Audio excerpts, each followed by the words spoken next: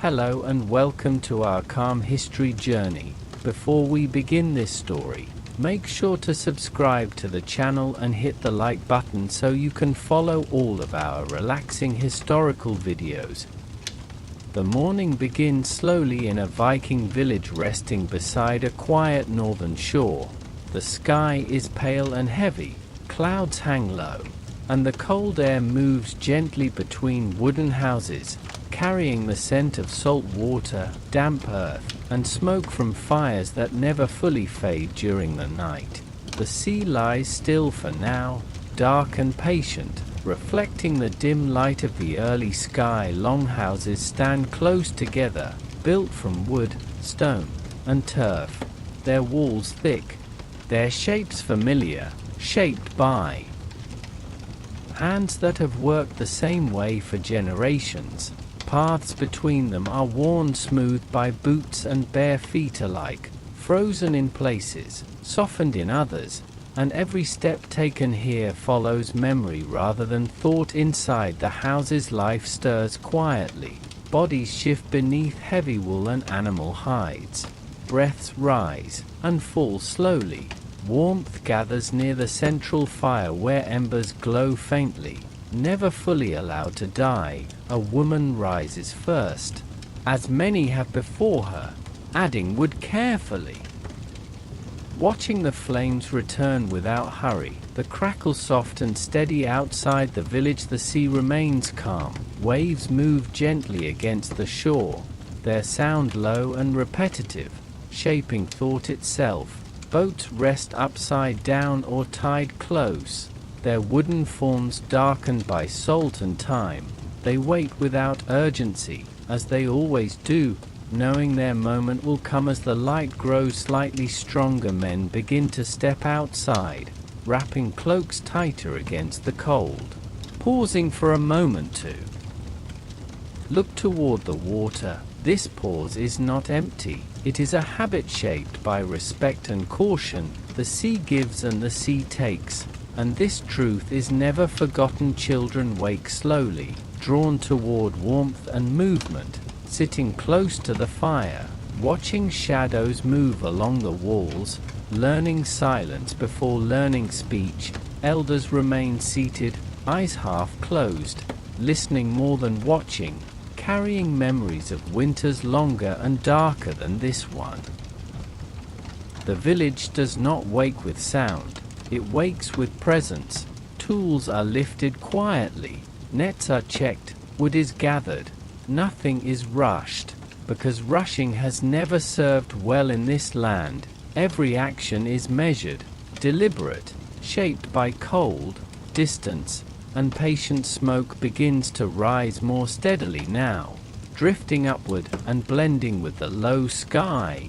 The smell of simple food spreads gently: grain, dried fish, warm water, nourishment meant to sustain rather than impress. And this simplicity reflects the life itself, strong, quiet, enduring beyond the houses. Frost clings to the ground, grass bends beneath its weight, and the earth feels firm beneath each step. Seasons here are never forgotten, even in moments of calm. Winter is always near, either arriving or departing, shaping every decision long before it is spoken. The sea remains constant, a dark line at the edge of the world. And as the village settles into its slow morning rhythm, there is an unspoken understanding, shared by all, that survival here comes not from force, but from balance, from knowing when to move and when to wait. This is how the day begins in the Viking village, without horns, without shouting, without conquest, only with breath, cold air, quiet movement, and the steady presence of land and sea. And as the light continues its slow climb, the life of the village moves forward, calm, deliberate, and unbroken. As the morning settles more firmly over the village, the pale light spreads slowly. Across the shore, shadows shorten, and the cold air loses only a small part of its bite. People move outward from the longhouses without speaking, each step guided by routine rather than instruction. The day does not begin all at once, it unfolds gradually, like the tide itself. Near the water, men and women gather quietly around the boats, hands resting on familiar wood, fingers tracing lines carved by time and salt. Ropes are checked, knots tightened, sails folded carefully and left to wait. There is no urgency. The sea decides when it will be used, not the people.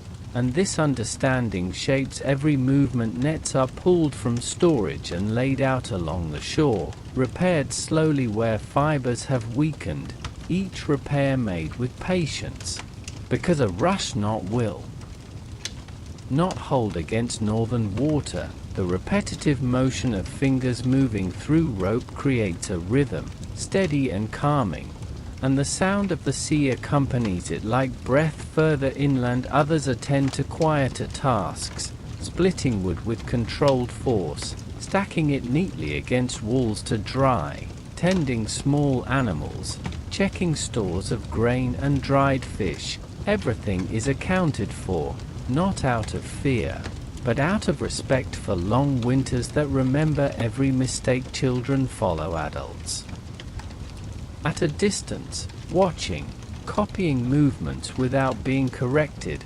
learning not through explanation but through repetition.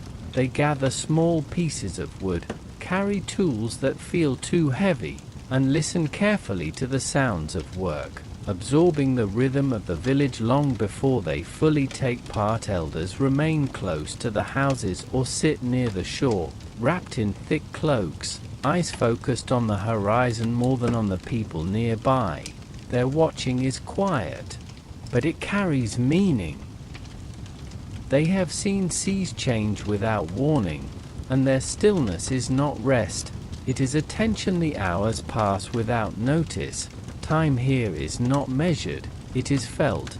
Hunger signals when to pause, cold reminds when to move. The position of the sun behind thin clouds gives only a rough sense of progress, and this uncertainty is accepted, because certainty has never belonged to this land. As the day continues, smoke rises again from the longhouses, thin and steady. Food is prepared slowly, eaten without ceremony. Warmth is shared near fires. Bodies lean close, not for conversation, but for heat. Words are few, and silence carries more comfort than speech. The sea remains calm for now, its surface dark and heavy, reflecting the sky in muted tones. Boats remain at rest, pulled close, their presence reassuring.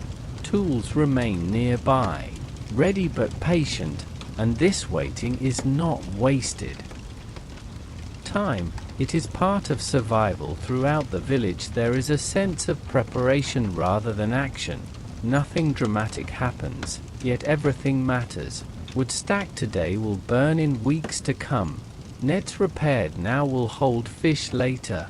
Food checked and stored will carry life through colder days. By the time the light begins to shift again toward afternoon, the village has settled into a quiet steadiness. Work continues without strain, movement slow but certain.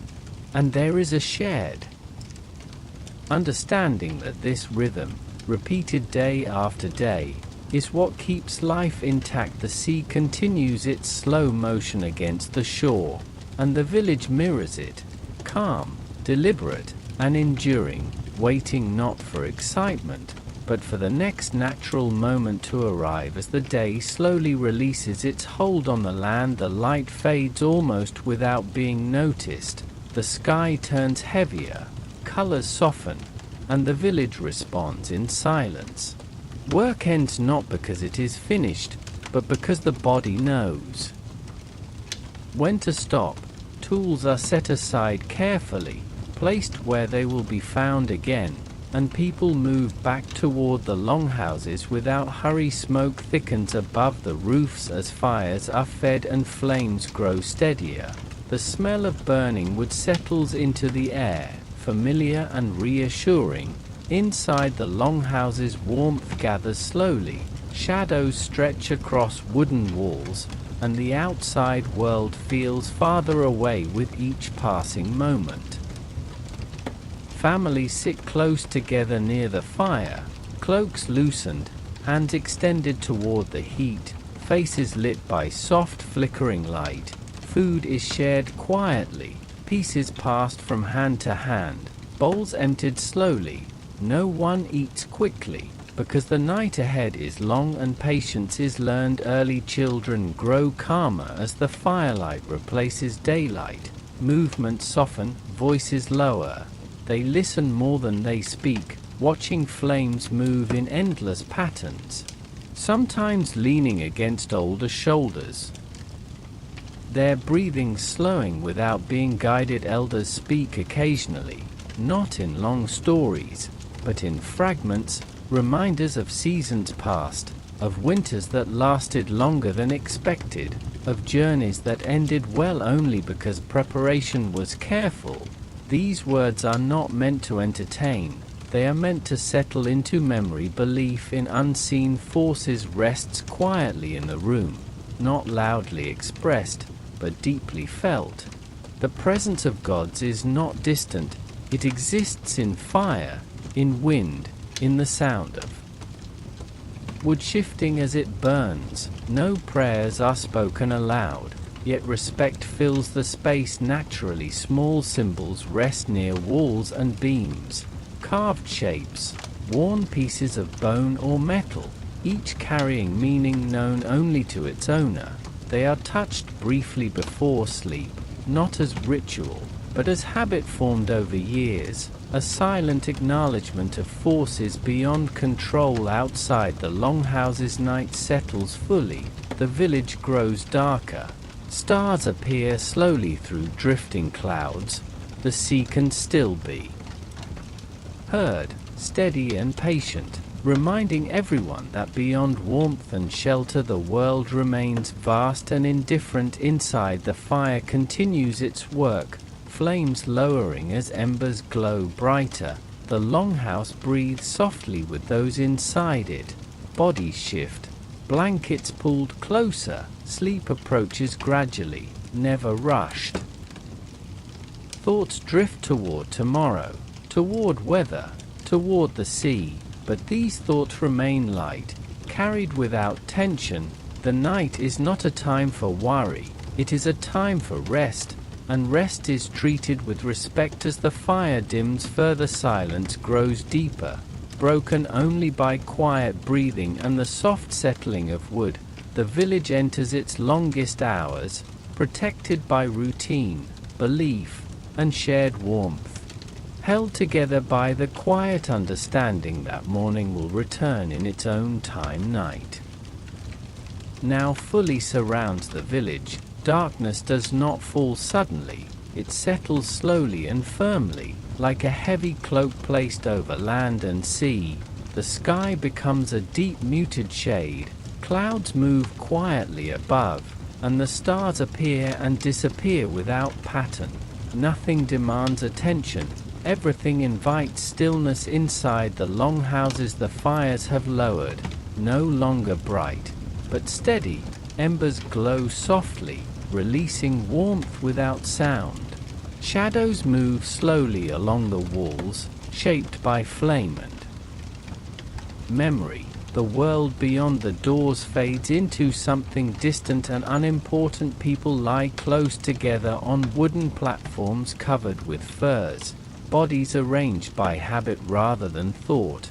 Each person knows where they belong, where warmth is strongest, where sleep comes easiest.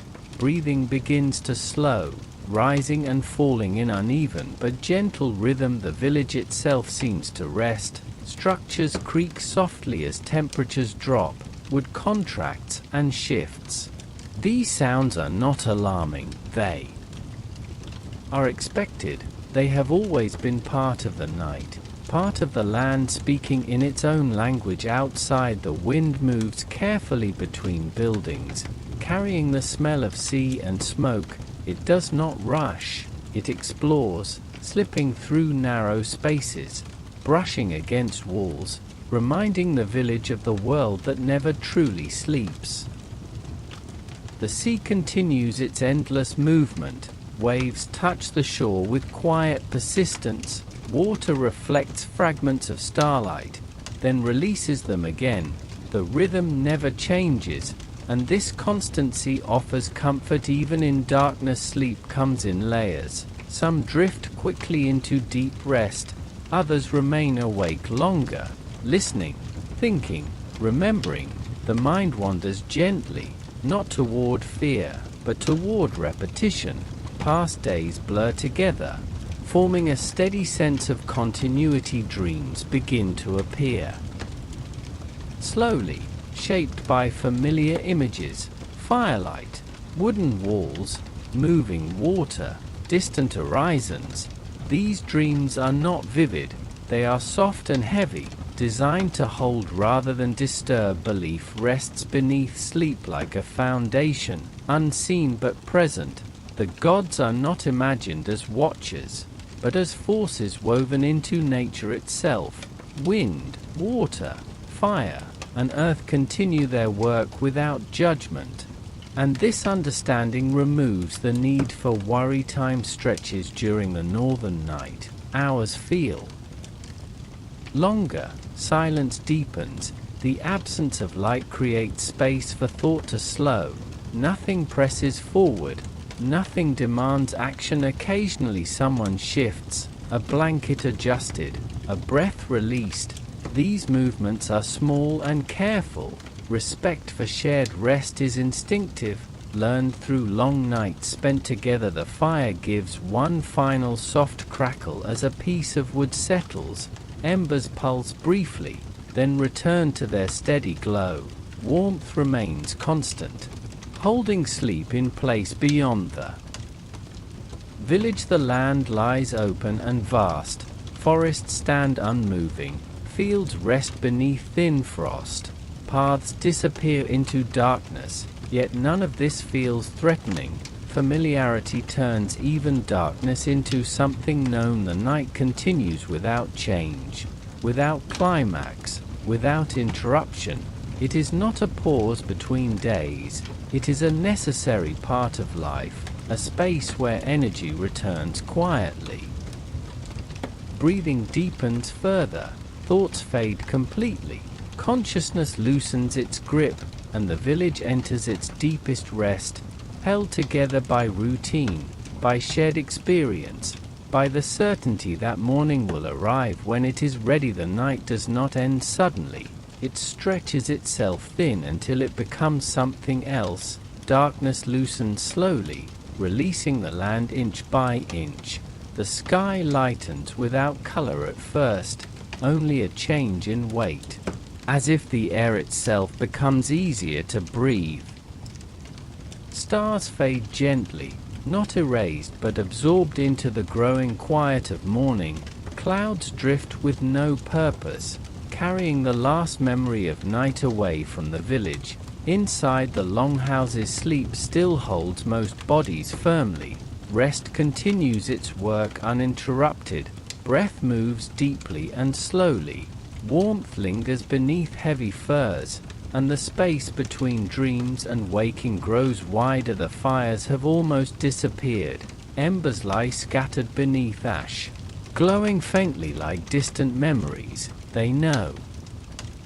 Longer crackle or demand attention, they simply exist, holding enough warmth to keep the cold at bay. Shadows barely move now, stretched thin by the softening light. Walls seem to relax, wood no longer tight with night cold. The longhouses feel suspended between states, neither fully asleep nor fully awake. A quiet place where time slows further before allowing the day to return. Outside the village, frost settles across the ground, thin and delicate, covering earth and wood alike. The sea darkens one last time before light reaches it. Waves continue their steady rhythm unchanged, touching the shore without urgency, reflecting nothing clearly yet. The land remains silent, Forests stand motionless, paths lie empty, and the world waits without expectation. Awakening begins as awareness rather than movement, a subtle shift in breath, a slight change in posture. The mind returns slowly, not pulled by thought but guided by habit. Elders wake first as they always do, eyes opening gently, gazes steady, listening to the quiet of the village before joining it. They remain still, allowing the moment to settle fully, respecting the silence that protected the night. Gradually waking spreads through the longhouses. Uneven and patient, bodies shift carefully. Blankets are adjusted, limbs stretch with memory rather than effort, joints respond slowly, no one speaks. Words are unnecessary at this hour. The day does not need to be announced. It arrives on its own, doors open quietly. Cold air enters and mixes with lingering warmth. Breath becomes visible again, thin and pale. The sky now holds a muted grey light, not bright, not dark, a balance between states. Birds remain silent. The sea listens. Fires are revived carefully. Ash moved aside. Embers encouraged. Small flames return without resistance. Smoke rises slowly and steadily, carrying the familiar smell of wood into the air. Warmth rebuilds without force, as it always has, as it always will. The village reassembles itself through routine alone. No signals given, no commands needed.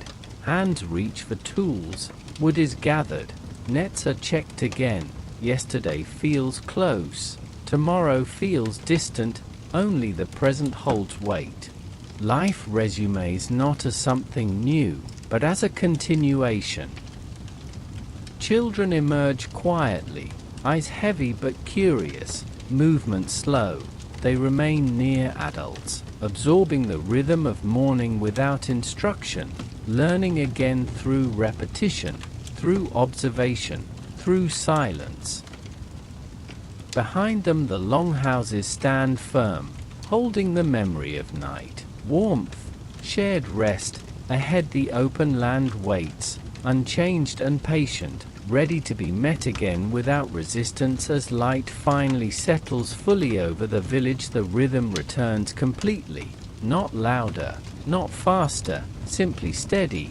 The sea breathes, the land holds, and life continues without needing to be noticed, without needing to be recorded, without needing to be remembered. The cycle completes itself, not with an ending, but with balance, and the village remains calm, deliberate, and enduring, just as it has always been, just as it will be again.